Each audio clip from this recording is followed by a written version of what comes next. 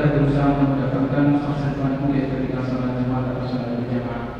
Kemudian kepada para jemaah yang berkomunikasi, silakan isi kembali komunikasinya, disesuaikan supaya tidak mengganggu sholat kita dalam menyimak dan mendengarkan khutbah dan khusyuk kita dalam sholat berjamaah. Kemudian kepada para jemaah atau para ikhwan yang masih di ruangan ataupun masih dalam perjalanan menuju masjid, silakan untuk bergegas menuju masjid karena sholat Jumat akan kita mulai kurang dari 10 menit lagi, dan mari kita berusaha untuk tiba di masjid sebelum khotbah naik mimbar supaya mendapatkan pahala sholat Jumat yang sempurna.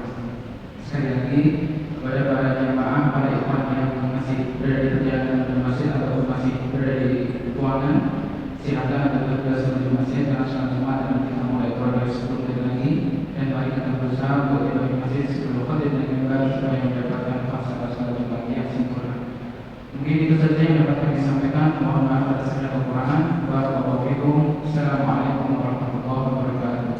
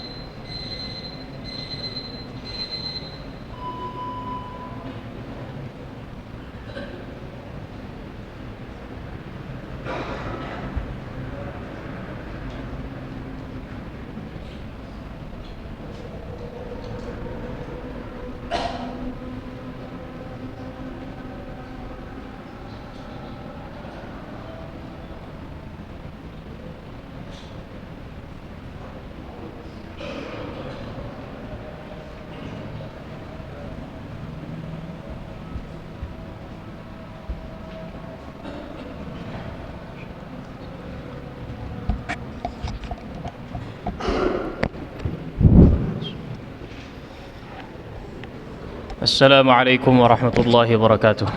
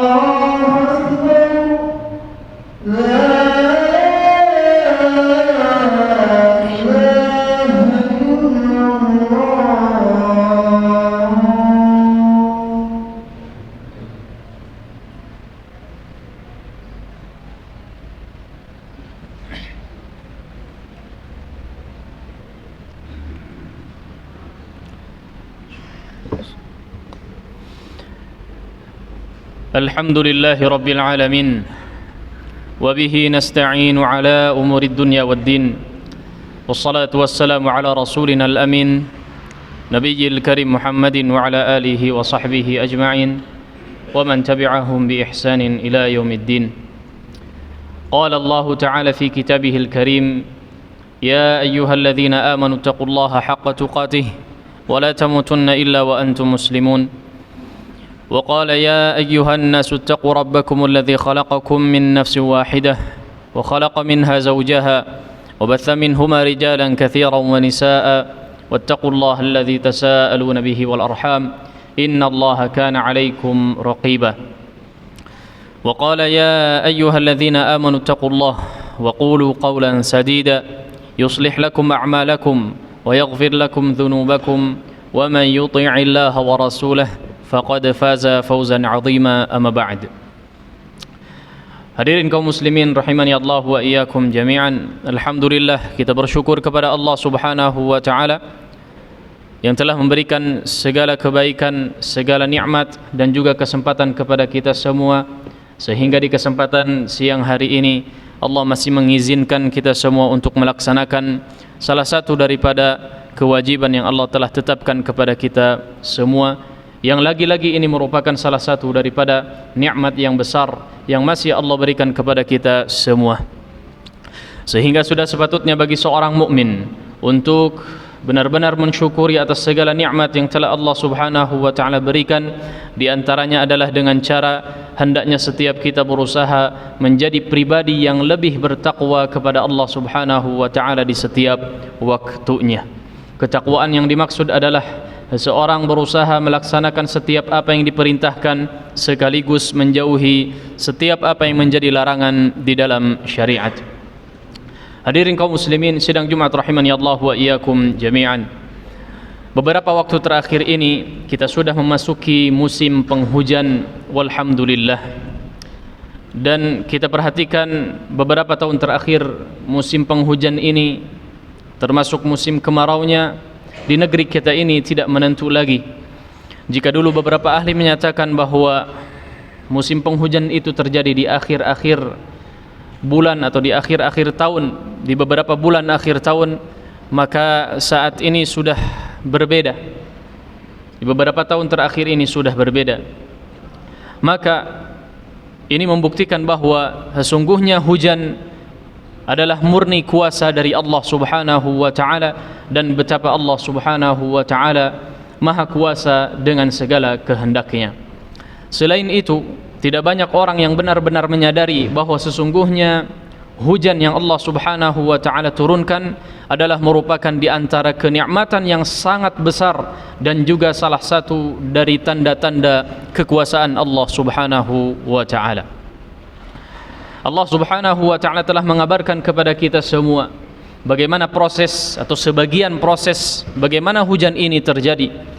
Dalam firman-Nya Allah Subhanahu wa taala menyatakan, "Alam tara anna Allah yuzji sahaba, thumma yu'allifu bainahu, thumma yaj'aluhu rukama, fatara al-wadqa yakhruju min khilalih."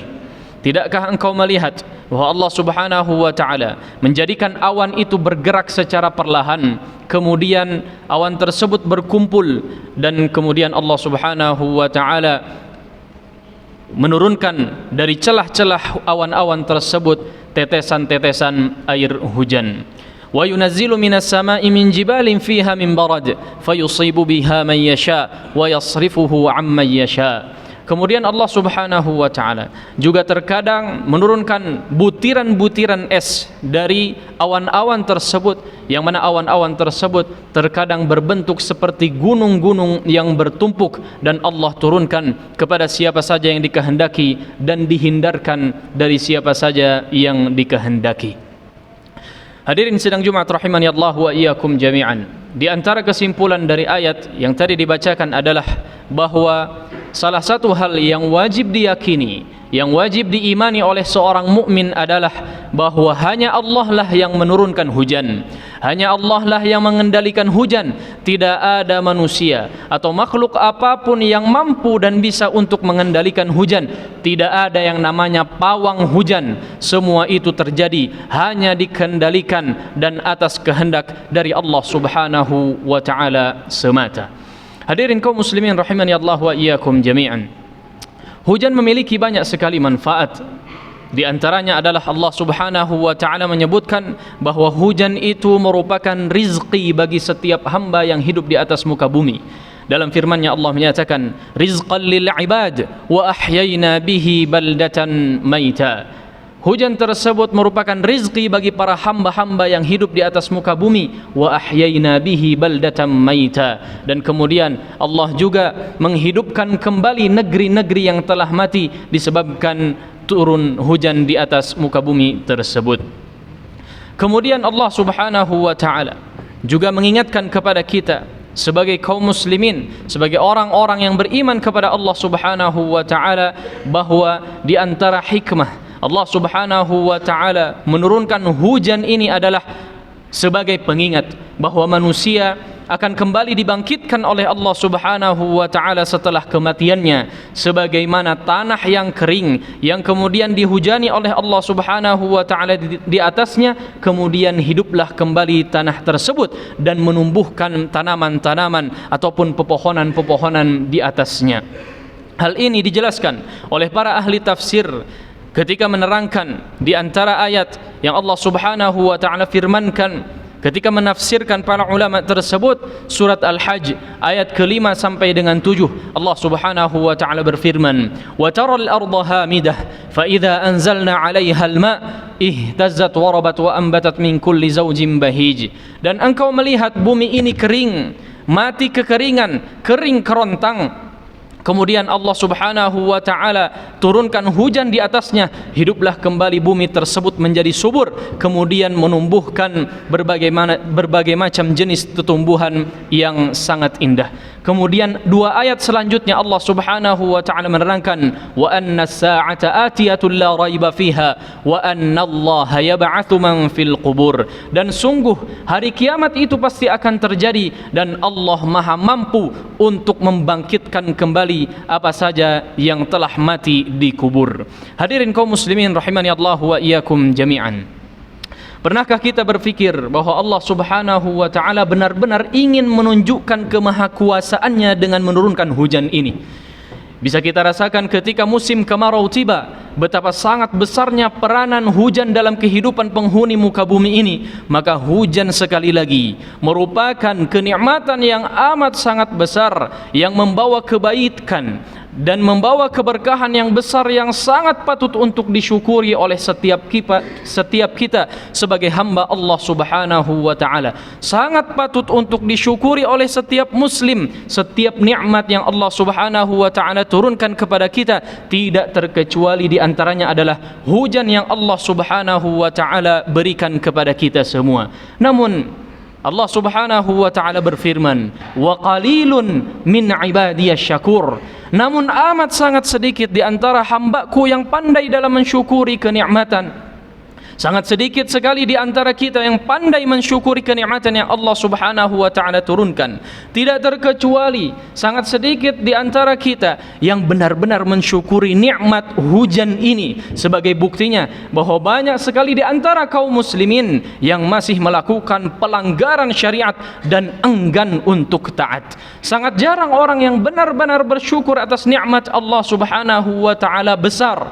Nikmat yang sangat besar bernama hujan ini. Sampai kemudian Allah Subhanahu wa taala ingatkan dengan hujan yang amat sangat deras, sangat lebat, terkadang disertai dengan angin kencang, bahkan membawa malapetaka dan bencana. Hal itu semata-mata Allah Subhanahu wa taala ingin menyadarkan umat manusia bahwa Allah Subhanahu wa taala lah yang mengendalikan hujan ini, dan Allah Maha mampu untuk menenggelamkan, untuk menghanyutkan, merenggut harta yang orang-orang kumpulkan selama puluhan tahun lamanya hanya dalam kurun waktu sekejap saja. Allah ingin mengingatkan sekaligus menyadarkan umat manusia dengan hujan ini bahwa Allah Maha mampu atas segala sesuatu.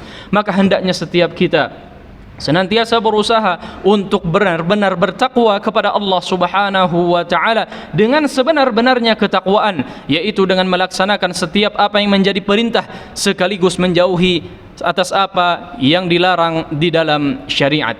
Setiap muslim hendaknya benar-benar menyadari betapa Allah Subhanahu wa taala Maha mampu, Maha kuasa atas segala sesuatu. Betapa Allah Subhanahu wa taala bisa melakukan apa saja yang dikehendaki. Maka hendaknya setiap kita benar-benar takut, benar-benar tunduk dan patuh terhadap perintahnya. Jika Allah berkehendak, maka Allah Subhanahu wa taala akan menurunkan hujan yang membawa keberkahan penuh dengan manfaat dan kebaikan. Dan jika Allah Subhanahu wa taala berkehendak, Allah juga bisa dan Maha mampu untuk menjadikan hujan ini sebagai bencana, malapetaka atau bahkan azab, sebagaimana Allah Subhanahu wa taala pernah turunkan kepada suatu kaum atau kaum Nabi Nuh alaihi salam. Dalam firman-Nya Allah abadikan, "Fafatahna abwabas sama bima'im munhamir." Maka kami bukakan pintu-pintu langit tersebut, kemudian kami turunkan hujan yang amat sangat deras dan membinasakan. Bahkan jika berkehendak, Allah Subhanahu wa taala tidak turunkan hujan berupa air, melainkan berupa bebatuan untuk orang-orang yang durhaka terhadap perintahnya. Hal ini pernah dialami oleh suatu kaum, yaitu kaum Nabi Lut alaihi salam, di mana Allah Subhanahu wa taala mengabadikan hal tersebut dalam firman-Nya.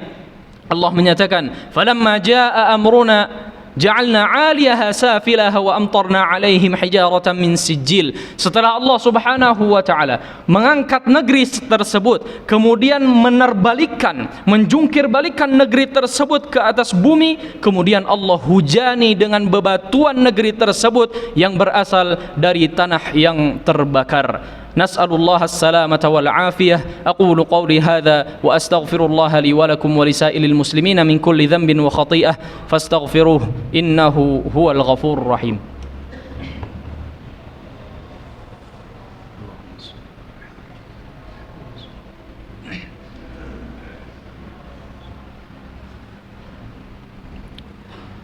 Alhamdulillahi ala ihsanih wa syukru lahu ala taufiqihi wa amtinanih. وأشهد أن لا إله إلا الله وحده لا شريك له تعظيما لشأنه وأشهد أن محمدا عبده ورسوله الداعي إلى رضوانه اللهم صل عليه وعلى آله وصحبه وإخوانه. Hadirin kaum muslimin sidang Jumat rahimani Allah wa iyyakum jami'an. Sebetulnya tidak hanya hujan, namun hakikatnya seluruh penciptaan yang ada di langit dan di bumi atau di antara keduanya adalah merupakan tanda-tanda kekuasaan Allah Subhanahu wa taala, dan bahwa Allah Subhanahu wa taala maha kuasa atas segala sesuatu. Yang memang di antara tujuan penciptaan langit dan bumi beserta isinya di antara keduanya, yaitu di antaranya adalah untuk menjadi bahan renungan bagi setiap makhluk, bagi setiap hamba yang beriman kepada Allah Subhanahu wa taala. Yang menjadi renungan juga adalah bahwa manusia merupakan makhluk yang kecil dan lemah, yang sangat membutuhkan kepada Allah Subhanahu wa taala. Maka tunduk patuhlah terhadap perintahnya, kemudian renungkanlah penciptaannya yang agung ini. Hal ini Allah Subhanahu wa taala isyaratkan dalam beberapa ayat di dalam Al-Qur'an yang mungkin sama-sama kita hafal. Allah Subhanahu wa taala berfirman, "Inna fi khalqis samawati wal ard wa ikhtilafil laili wan nahar la ayatin li ulil albab alladhina yadhkuruna Allaha qiyaman wa qu'udan wa 'ala junubihim wa yatafakkaruna fi khalqis samawati wal ard rabbana ma khalaqta hadza batila subhanaka faqina 'adzaban nar." Yang kesimpulannya adalah bahwa kita sebagai makhluk Allah, sebagai hamba Allah Subhanahu wa taala yang dikaruniakan akal oleh Allah Subhanahu wa taala, maka hendaknya akal ini digunakan untuk merenungkan apa yang Allah ciptakan, apa yang ada di langit, apa yang ada di bumi atau antara keduanya. Maka hendaknya setiap kita berusaha untuk merenungkan apa yang Allah Subhanahu wa taala ciptakan tersebut, baik dalam kondisi berdiri ataupun dalam kondisi duduk, bahkan ketika berbaring. Kemudian perbanyaklah istighfar serta kembali ke jalan Allah Subhanahu wa taala agar mendapatkan keselamatan di dunia ataupun di akhirat kelak. Innallaha wa malaikatahu yusalluna 'alan nabi ya ayyuhalladzina amanu sallu 'alaihi wa sallimu taslima. Allahumma salli 'ala Muhammad wa 'ala ali Muhammad كما صليت على إبراهيم وعلى آل إبراهيم إنك حميد مجيد وبارك على محمد وعلى آل محمد كما باركت على إبراهيم وعلى آل إبراهيم إنك حميد مجيد اللهم اغفر للمسلمين والمسلمات والمؤمنين والمؤمنات الأحياء منهم والأموات إنك أنت السميع قريب مجيب الدعوات يا قاضي الحاجات ربنا اغفر لنا ولإخواننا الذين سبقونا بالإيمان ولا تجعل في قلوبنا غلا للذين آمنوا ربنا إنك رؤوف رحيم ربنا ظلمنا أنفسنا وإن لم تغفر لنا وترحمنا لنكونن من الخاسرين اللهم أرنا الحق حقا وارزقنا اتباعه وأرنا الباطل باطلا وارزقنا اجتنابه ربنا هب لنا من أزواجنا وذرياتنا قرة أعين واجعلنا للمتقين إماما اللهم أعز الإسلام والمسلمين وأذل الشرك والمشركين ودمر أعداءك أعداء الدين وانصر المسلمين عليهم يا رب العالمين. اللهم انصر إخواننا المسلمين في فلسطين، اللهم انصر إخواننا المسلمين في الشام وفي كل مكان يا رب العالمين. اللهم انصر من نصر الدين واخذل من خذل المسلمين والإسلام والمسلمين يا رب العالمين. ربنا آتنا في الدنيا حسنة وفي الآخرة حسنة وقنا عذاب النار وقنا عذاب النار وقنا عذاب النار. سبحان ربك رب العزة عما يصفون وسلام على المرسلين والحمد لله رب العالمين. عباد الله، إن الله يأمر بالعدل والإحسان وإيتاء ذي القربى وينهى عن الفحشاء والمنكر والبغي يعظكم لعلكم تذكرون ولذكر الله أكبر والله يعلم ما تصنعون. أقيموا الصلاة. الله أكبر الله أكبر أشهد أن لا إله إلا الله أشهد أن محمدا رسول الله.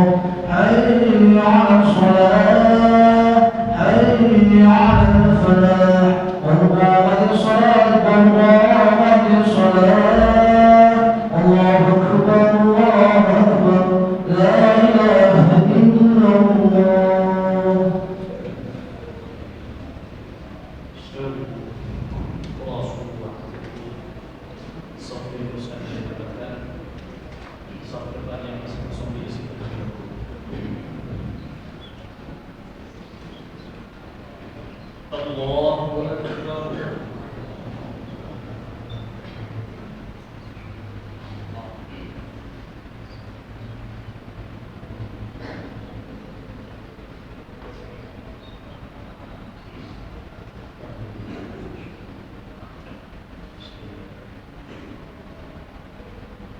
الحمد لله رب العالمين الرحمن الرحيم مالك يوم الدين إياك نعبد وإياك نستعين اهدنا الصراط المستقيم صراط الذين أنعمت عليهم غير المغضوب عليهم ولا الضالين.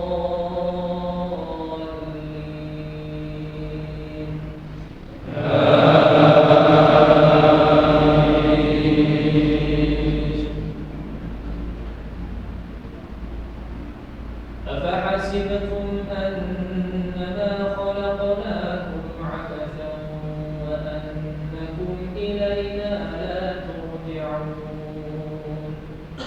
فتعالى الله الملك الحق لا إله إلا هو رب العرش الكريم.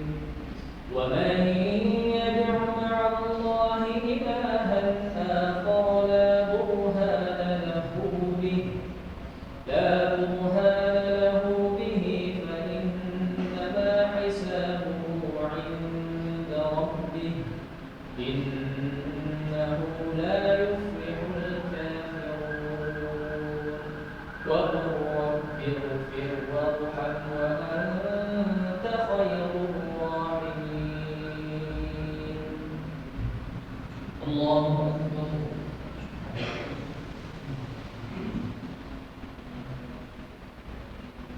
سمع الله لمن حمده. الله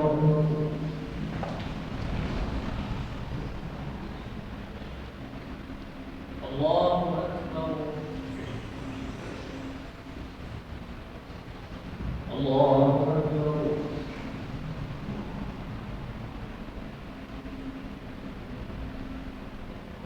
الله أكبر.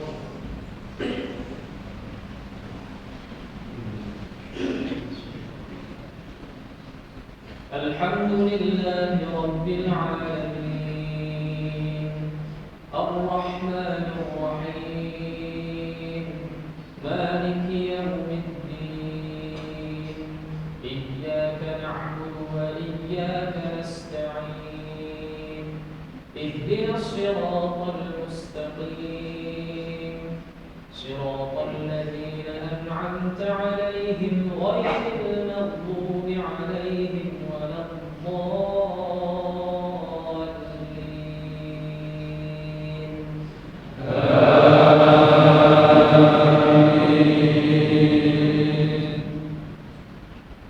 يا أيها الذين آمنوا لا تلهكم أموالكم ولا أولادكم عن ذكر الله ومن يفعل ذلك فأولئك هم الخاسرون.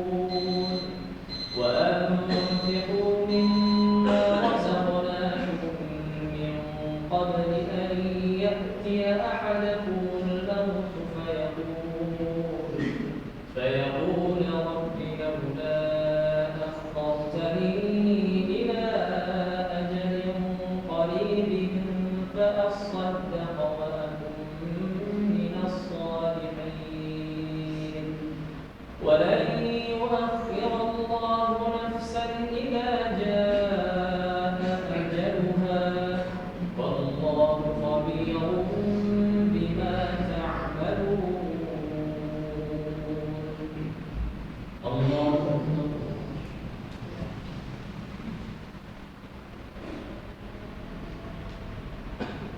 سمع الله لمن حمده. الله أكبر.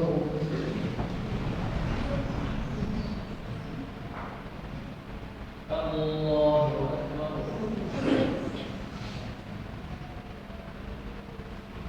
الله أكبر.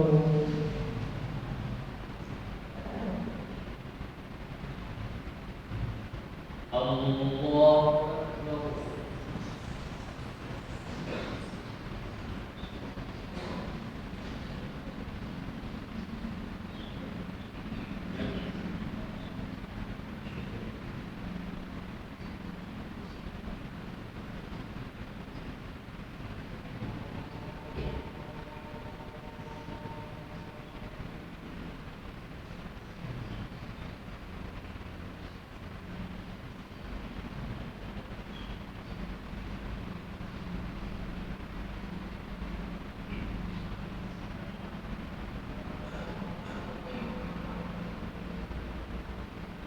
السلام عليكم